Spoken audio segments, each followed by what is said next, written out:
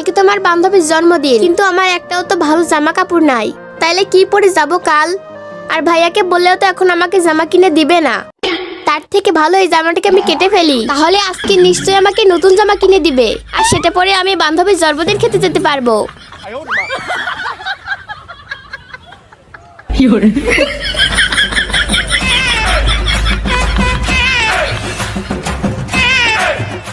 যাই, এটা এখনই ভাইয়াকে দেখাই। ভাইয়া ভাইয়া দেখো, আমার জামা ছিঁড়ে গেছে, কালকে আমার বান্ধবীর জন্মদিন, কি পরে যাব আমি? আরে তুই কোনো চিন্তা করিস না, আমি এখনই বাজারে যাচ্ছি। মনিরা নে। ভাইয়া সুই সুতা কেন? আমার জামা কই?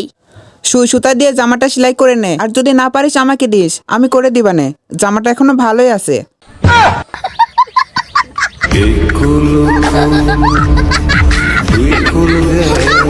哎呦我的妈！